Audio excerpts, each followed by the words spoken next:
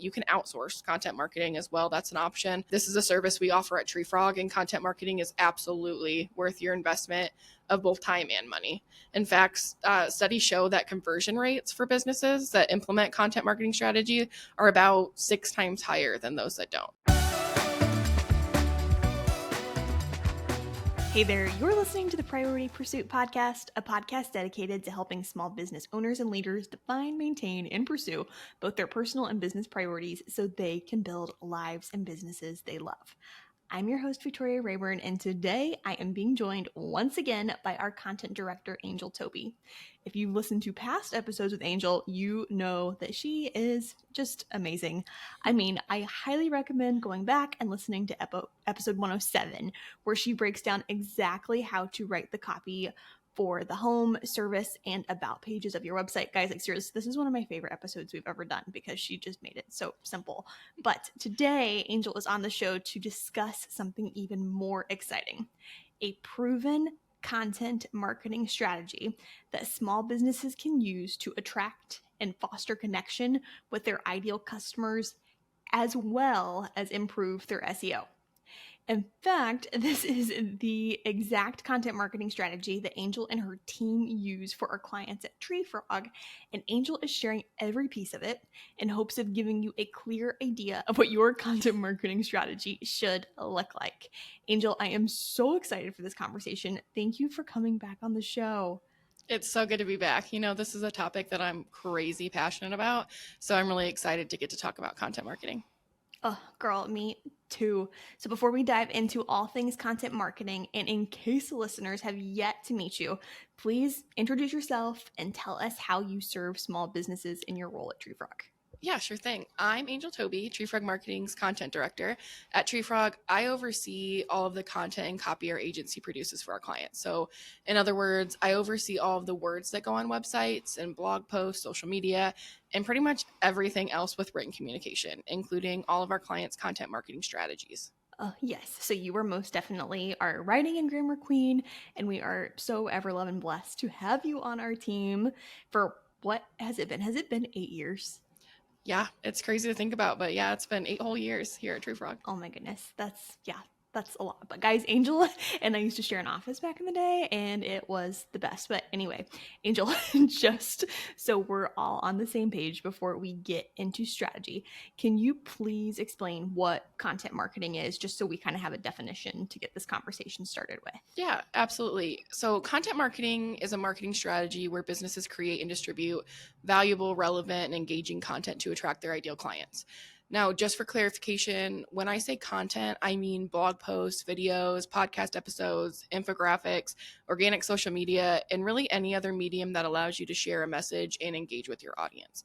So that said, instead of promoting a product or service, content marketing is focusing on providing information, entertainment, or helpful resources that help prospects see your business as a trusted resource. Okay, so basically, content marketing is a strategy where you create and share valuable content to serve your audience well so that you can connect with them and build trust, which ultimately makes them want to do business with you. Is that fair? Right, exactly. Okay. Yep. Good deal. Now, Angel, this episode is part of our series where we are breaking down every piece of the flywheel marketing strategy, which we have found to be the most effective marketing strategy for small businesses. So guys, if you have no idea what I'm talking about, just quick side note, please go back and listen to episode 103, where we explain the flywheel marketing strategy and why we love it. We will be sure to include a link to this episode in the show notes. But anyway, Angel, with this in mind, can you please explain how content marketing fits into the flywheel method? Of course. So like you said, if anyone wants a full breakdown of the flywheel method, they should go back and listen to episode 103. I agree, that is a great episode. It explains a lot of things. It's very informative. But basically, to break it down, the flywheel marketing method is a marketing strategy where your website and your online marketing efforts are in sync and they function as a flywheel to continually produce results. So the flywheel marketing strategy is actually a 4-step strategy, and content marketing fits in as step number 3, which is creating content and a sales funnel that serves your ideal clients well. So after you've developed your messaging and built a strong foundation with a customer focused SEO optimized website, which are the first two steps of the flywheel marketing method, the next step is to implement a content marketing strategy. Now, as a reminder, the purpose of content marketing is to help serve your ideal customers or clients and make them want to further engage with your business. But your content also needs to strategically move your prospects through a sales funnel, which in the strategy we're going to talk about today includes a blog post, an opt-in, and a landing page. And we'll go more into detail about opt-ins and sales funnels in a future episode. But for now, we're going to focus on content marketing in relation to the content that you create that lives on your website. So like blogs. Oh, I'm so glad that you said that. So guys, just to clarify, for today, we are only talking about the content you create that lives on your website, not organic social media, which you should use to share the content that lives on your website and, opt-ins and all the things. We're also not talking about opt-ins today, just the content on your website, mostly blogs. But we'll discuss these aspects of content marketing and sales funnel development in future episodes. So with all of that in mind, Angel, what kinds of content should small businesses be creating? That's a good question. Like I mentioned before, videos, podcast episodes, and other forms of content that you can put on your website are all really great. But honestly, blogging tends to be the easiest option for small businesses. And it's the one that we most recommend, especially for those that are just starting out with their content marketing strategy. Blogging is relatively easy and it's cost effective, but it's still a really powerful way to produce content your audience finds helpful and is also a great way to improve your SEO. Now, I'm sure some of our listeners are thinking, isn't blogging dead? And I'm here to tell you that no, it's not dead. It's definitely not dead. In fact, 77% of internet users still read blog posts and similar articles daily. And as a result, blogging is a great way to engage your clients, develop authority in your field, and it can even increase traffic to your website and improve your SEO. However, there are a few blogging tactics that are dead or that should be dead. For example, years ago, and I'm sure some of you might remember this, it was really common practice to just post a ton of content to your blog, which isn't effective anymore. We know now that blogging is about quality over quantity. And by quality, I mean that your blog posts really serve your audience well by giving them information they need to solve their problems. Chances are your readers are looking for a way to solve a problem. And if your content helps readers find a solution to their problem, your content marketing strategy will be highly effective. So good. But yeah, it is funny to think about, like 10 years ago where it was that quantity over quality. Yes. Like I Just remember, cranking blogs out. yes. Remember industry leaders saying it's like, yes, we're blogging every day. And like, I'm Right. sorry, I don't care who you are. Most people do not have valuable things to say every No. single day. So yay. For Yay sure. for quality over quantity. So just as a quick recap, we do recommend blogging, and we personally blog for our agency clients because blogging is a relatively easy but highly effective form of content marketing. Also, blogging isn't dead. I'm just going to say that one more time. But it is definitely important to focus on quality over quantity. Now, Angel, before we dive deeper into what small businesses should be blogging about and best blogging practices, you've mentioned the buyer's journey a few times. In case listeners aren't familiar with this marketing concept, can you break the buyer's journey down for us and then just give us an example of each phase? Yeah, sure. The buyer's journey is the process a customer goes through to purchase a product or service. And it has three stages: awareness, consideration, and decision. So, first up is the awareness stage. This is when someone has a problem but doesn't know what to do about it or needs to be made aware of something. They're looking for answers, resources, and education on a topic. So an example of content for an awareness stage would be a blog. A blog post is a great way to expand on a pain point, problem, or a topic that your target audience really wants to learn more about. So as an example, let's pretend that your company sells swim goggles and your ideal client is tired of chlorine irritating their eyes. So an awareness stage blog for the swimmer audience would be about how to prevent eye irritation caused by chlorine. Your blog post could cover like DIY hacks that like using eye drops before or after swimming, not wearing contacts while swimming, or wearing a pair of properly fitting goggles. So as a company that sells goggles, you're giving your audience an opportunity to explore all the possible solutions, but you're also giving them a chance to move further into your sales funnel by providing your company's product, the goggles, as a possible solution. So then after that, you lead them into the consideration stage. That's the second part of the buyer's journey. So this is the part of the buyer's buying process where someone's researching or considering the ways to get something done or to solve their problem. So in the awareness stage research, the buyer became aware of possible solutions to their problem, and this is where they get to research those solutions. So carrying on with the swimmer example, after they've read your blog post, they've likely decided that goggles would be the easiest solution for their problem. But what kind of goggles should they get? Are some goggles better than others? Do they need a specific fit? These are all questions that they're asking themselves during this consideration phase.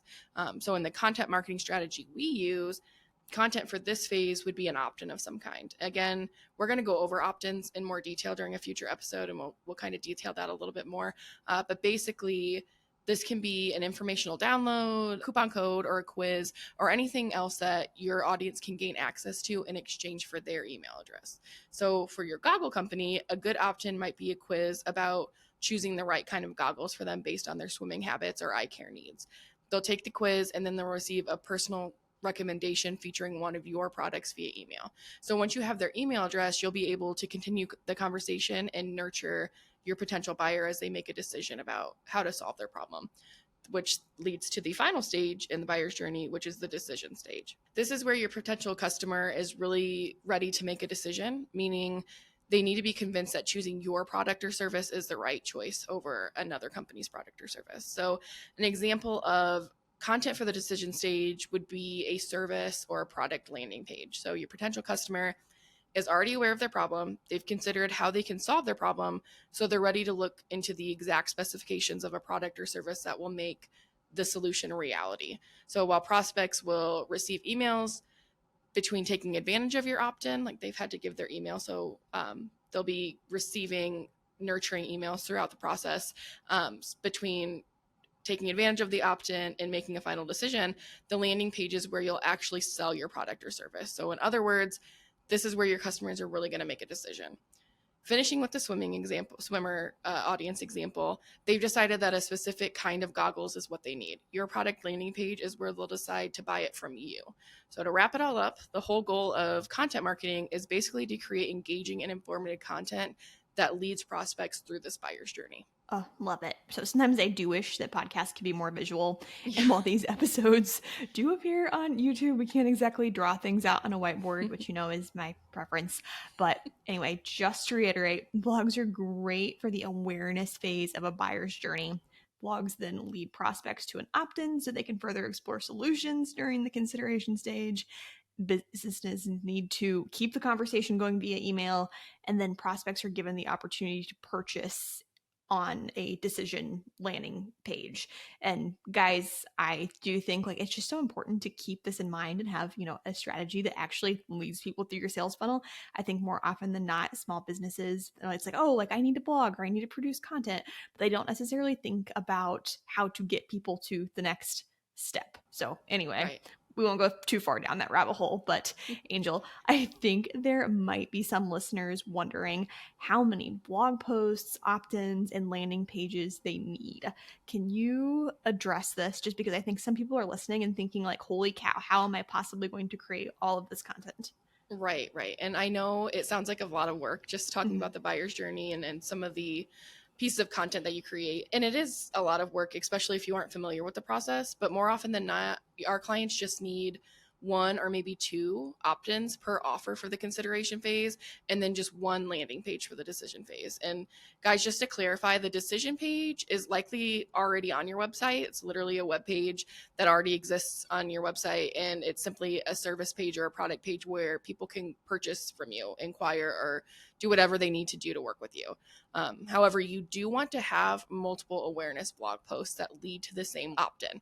So I know we're going to talk about some blogging best practices later in the episode, but you could literally have dozens of blog posts, assuming that they're all high quality, that lead to the same opt-in. So again, if we stick with our goggle example, you could write blogs about how to protect your eyes while swimming, how to prevent goggles from leaking, the importance of polarized goggles, and so much more that all naturally lead to that quiz about choosing the right pair of goggles. So in case you need an example that you're a little bit more familiar with, every podcast episode that we put out for Priority Pursuit is an awareness piece. And we have dozens of episodes that encourage our listeners to take advantage of our free marketing guiding statements mini course, which is one of our opt-ins. So this is one opt-in, but we direct our audience to it regularly through our podcasts. Absolutely. And this is just kind of a side note, but every blog post, every podcast episode does have a coordinating blog post. And, we're also putting this stuff on YouTube. So we're really trying to stretch the content, but we are also making sure that people are able to take advantage of an opt-in. So yes, guys, I hope that you don't hear that and never listen to an episode of Priority Pursuit the same way again. But it is all part of a funnel, and that funnel is meant to serve everybody well. But Angel, thank you so much for breaking down the buyer's journey and making all of that seem so simple.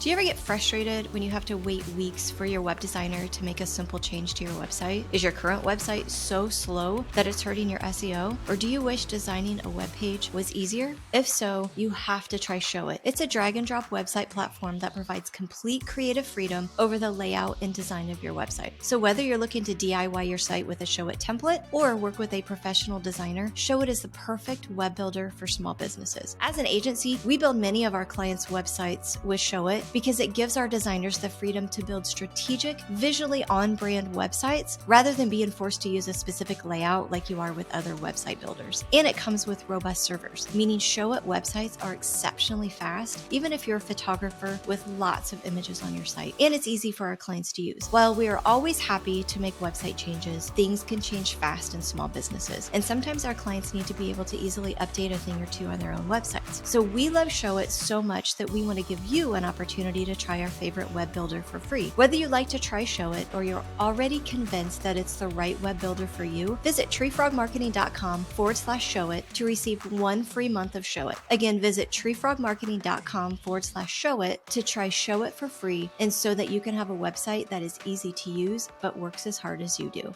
Many small businesses don't have an effective marketing strategy, and because of this, they try one tactic after another without seeing results. This not only prevents consistent business growth, it makes managing marketing efforts more difficult than it should be. As a marketing agency for small businesses, we understand how frustrating it can be when hard work doesn't deliver the results that you want. Because of this, Treefrog has developed a proven 4-step marketing system that will help any small business grow. On our website, you can also schedule a 30-minute discovery call to discuss working with Treefrog to build a marketing strategy that will allow your small business to finally see the growth you've been working so hard to achieve.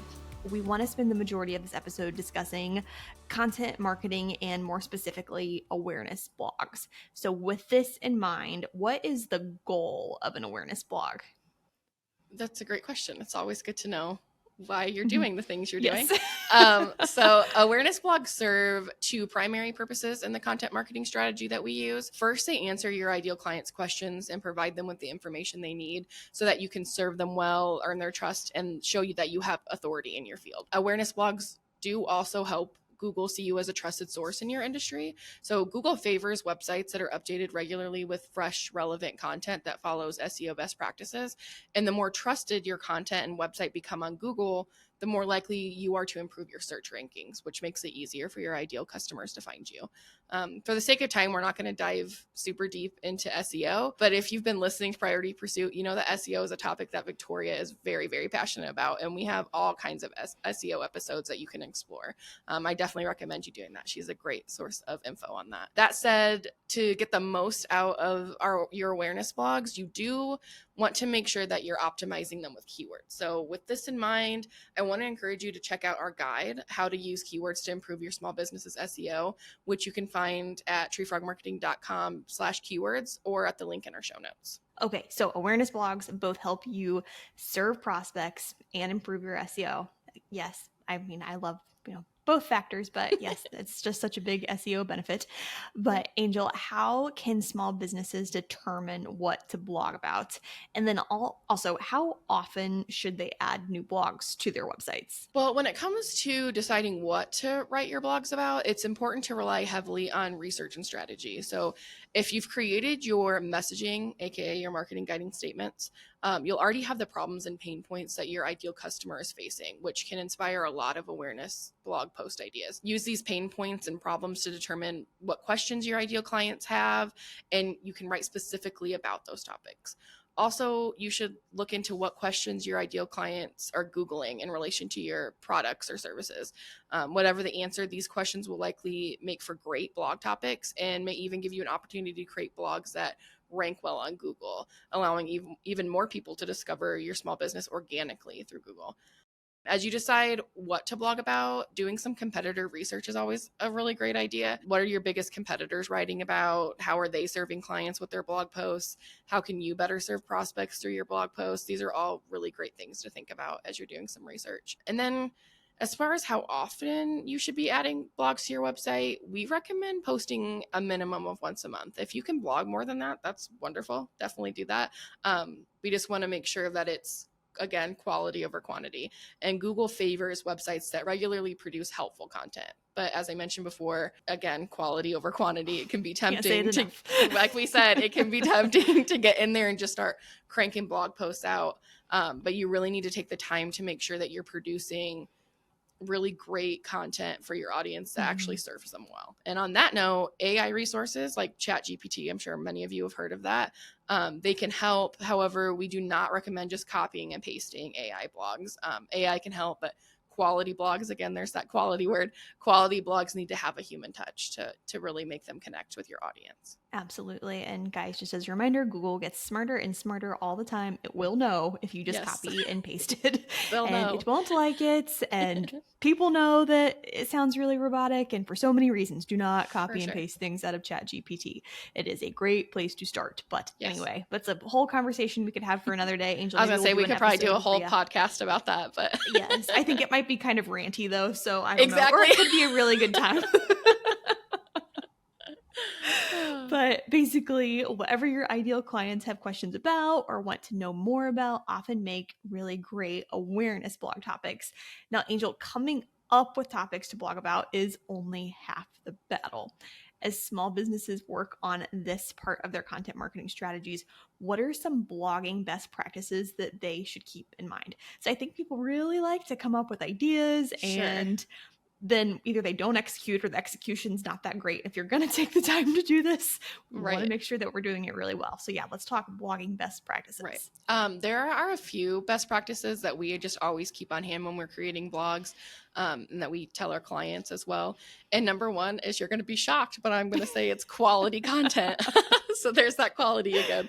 And I know that seems a little obvious, but even little things like poor grammar or bad word flow or irrelevant content can make your brand seem like you don't know what you're talking about. So be sure to take the time to determine who you're writing for, what they'll want to get out of the blog, and how this content is going to appeal to them. Number two is following SEO best practices. Are you using quality keywords throughout the copy, and have you properly written your meta description, your SEO title, and image alt text? That's all really important because SEO is how your blog's going to be found via Google. So be sure to put some real work into that to make sure it's being done correctly. Again, if you want to learn more about keywords, which are very, very important for getting your blogs and your content found on Google, be sure to check out that guide I mentioned earlier, which is how to use keywords to improve your small business's SEO. And you can find this free guide at treefrogmarketing.com/keywords, or you can just look at the link in our show notes. And then you also don't want to forget about formatting and appearance. So making sure that you're breaking your content up into readable sections using headings and quality images. Also, be sure that your blog looks nice and professional on your website. If your formatting or design looks a little wonky, it will make your business look a little unprofessional. And I'm sure you've encountered that with when you're searching for info. If you go to a website and everything just looks a little odd, you're instantly like, I don't know if I trust that resource. So that's just something to keep an eye on. Looking for recipes and stuff like that. You're like, oh man, this looks kind of bad. So this food probably tastes bad. Moving on. Exactly. Not to say a pun, but it puts a bad taste in your mouth, right? About it. So oh wow, that was quick. Good job.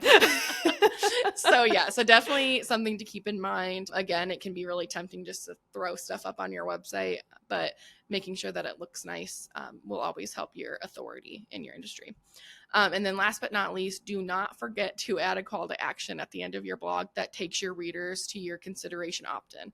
So this is a mistake we see small businesses make all the time. You can have a beautifully written blog, but if it doesn't lead your prospects further into the buyer's journey, then you're probably going to lose them. So we want to make it as easy as possible for potential clients to move forward in the buyer's journey, and including a CTA at the bottom of your blog, as well as linking to it throughout your in relevant places throughout your blog, is a great way to spur them into action and get them to opt into your consideration phase. Okay, so Angel, there are obviously a lot of moving parts to having a content marketing strategy and even just to awareness blogs. So with this in mind, I do have an important question for you. Can small businesses realistically handling blogging in-house? And if not, what are their options? Right. That is a great question, and we get asked that a lot. And unfortunately, I'm going to give a little bit of a political answer and say that it depends. So if you have time, the writing ability, and strategy already laid out, then yes, your business can likely handle its own blogging. However, like Victoria said, blogging has a lot of moving parts and can take quite a bit of time. At Treefrog, we have an entire strategy writing and editing process that numerous members of the team are involved in for each and every blog post we produce, both for ourselves and our clients. So if you or your team don't already have those skill sets or the experience needed to create the clear messaging, to write grammatically and professionally, or to understand how to properly include SEO and keywords in your blog, learning even those basics can take hours of your time. And as a busy small business owner or leader, writing this content likely isn't the best use of your time, considering your time can be spent focusing on money making aspects for your business or even life outside of the office. So in summary, again, it depends on the skill sets that you have available in-house. Yeah, we always hate when we have to give a political answer because we Right. tend to like things to be black and white at Treefrog.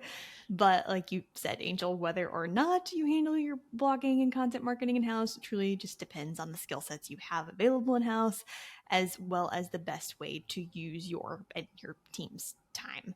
Okay, Angel, so a last question. I could keep you on here forever and we could talk about so many other things, but last question for today, because we know you'll be back. If someone is listening and they want to get started with their own content marketing strategy, what would you tell them to do step by step? Yeah, it's always good to end on a practical note. So assuming that you've already completed steps 1 and 2 of the flywheel marketing strategy, the first thing I would encourage you to do is to pick a single offer. So one product or service that you really want to build a content marketing strategy and sales funnel around. Then you'll come up with 12 awareness blog topics that you can write so that you can publish one of these blogs per month over the course of the next year.